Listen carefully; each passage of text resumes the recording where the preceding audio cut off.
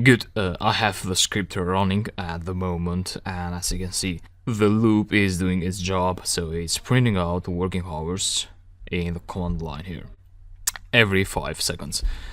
And now it's 15 past 12, so that is between 8 AM and 4 PM. Now we'll go ahead and add some lines here. So I'm thinking of keeping these statements here, these print statements, but also adding more lines here which correspond to file handling methods, which will access this hosts file and modify it depending on the time. Now, something that you should be aware about is this host file can only be modified by the administrator, which is if I run the Python program, I would have to open a command line to run the command line as administrator.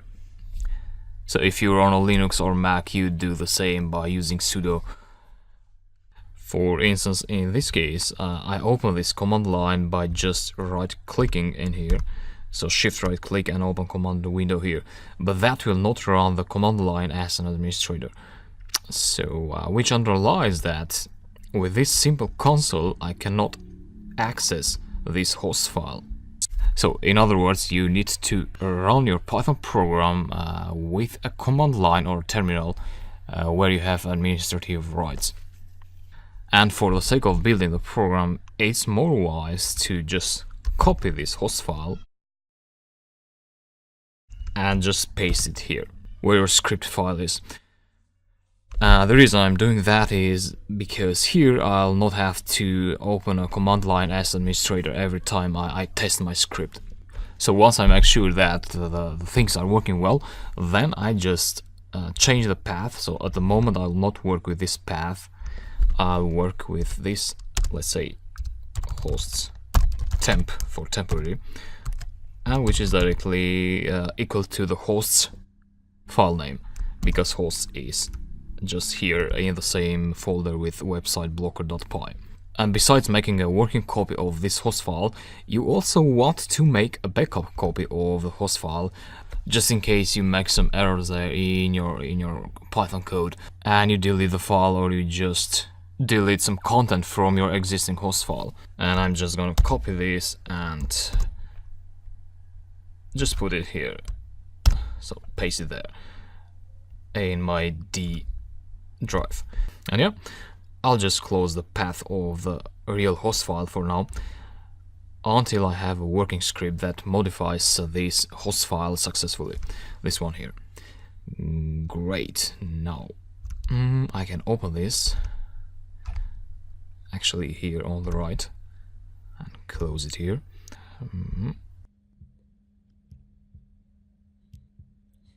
Good, I think this is a good layout for you to see the code well. And yeah, what do we have to do now?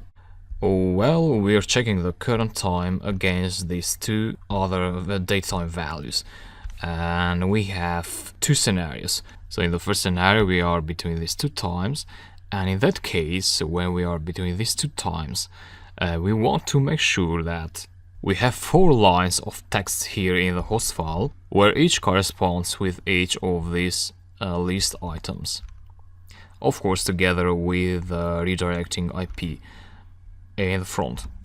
So the same format as you see here, but without the comment tag. And here we can go ahead and open this host file now with the open method and write the list items in the host file. However, we may also want to check first if these 4 lines already exist in the host file, because the host file can have 2 statuses. So the first status is the host file is without these 4 lines there, and the other status is the host file has these 4 lines. Therefore, you want to check for them. And to check these lines, you first need to read the host file in Python. So you want to apply a read method to your file, and then maybe add a loop that iterates through this list. And in each iteration, you apply a conditional that says, if a list item in content, where content is text you have read from the host file, so if that item is in the content, then don't do anything, otherwise add that item in the host file. So let's go ahead and do that with open hosts path. Sorry, that would be host temp. Host path is a path that we'll be using later. So host temp. We want to open that file using well, if we use the read method, so R, we could read the file content, but we wouldn't be able to write within this statement, within the with statement. And if you pass W, you wouldn't be able to read. The middle solution there is to use R+. With that, you'll be able to read and write. So sfile. And yeah, before writing anything, we want to first check there. So let's say content equals to file.read. And what content will contain is the entire text of the host file. And actually we could print that out just to see what we have this far. So normally you don't want to print that out, but in this case just for demonstration. And it's also good to check where we are this far. So Python website blocker, and so yeah, we got the text of the host file printed out. And before that, working hours was printed out, and now every 5 seconds the working hours and the content of the host file are being printed out. So I'll stop this. We're doing well. Now that we have the content, we want to iterate through the website list. So for website, in website list, for instance, the first item will be this one. So if facebook.com with website in content, so if this is in this content, in this text, and we are in the working hours in this part of the if conditional, so if Facebook is there already, we don't want to do anything, because that will already block our Facebook website. So we pass there, which means that Python will go ahead and check for other lines. So it will go here. So it says else will not be executed in this case because if was executed. So if that is not executed, then Python goes to the next line and it sleeps for 5 seconds. And then once it sleeps for 5 seconds, the loop starts over again and the condition is being evaluated again. Working hours is printed out if we are between these two times. And then we open the file again in the second iteration of the while loop. And we read the text, and then we iterate in our list and check if any of our list items is in the text of the host file. And then we pass to the next lines if it is not there. And if it's there, we want to file.write. You do something like website, and yeah, we're almost there. We can check what we get this far so that you understand. So I executed this, and now you see that www.facebook.com was added in the host file, and then the next item of the list, facebook.com, and then my Hotmail account, and so on. So the 4 items of the list. Which means the structure of our code is working well. We just need to work a bit on the style, on the text formatting. And so we're printing out the website, but we also want the redirect IP in there. Actually, the first one should be redirect variable, this one. And then according to the host file style, we should have a space there. As you can see, it says the IP address and the host name should be separated by at least one space.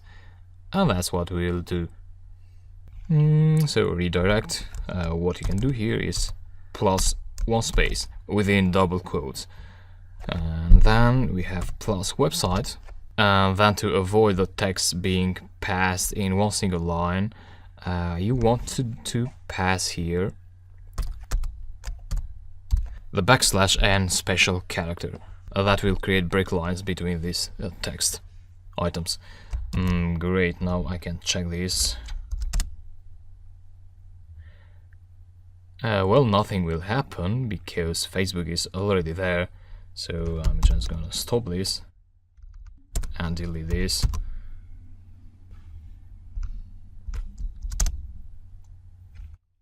And yeah, now it's working well.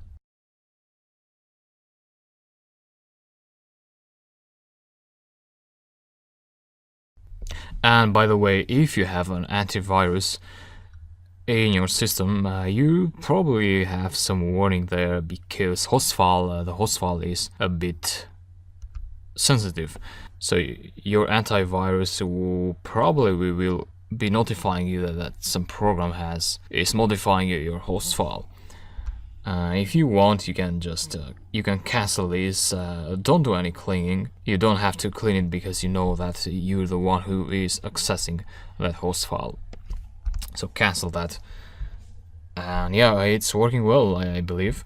And we are done with the first part of the conditional. So now we are in this time, which is between these 2 hours. But if you were, let's say, 13 here, stop this, check again. In this case, we get printed out these fun hours, but the text in the host file will be still there. So what we want to do next is remove this text from the host file when this part of the conditional is satisfied. And we'll do that in the next lecture. So, see you there.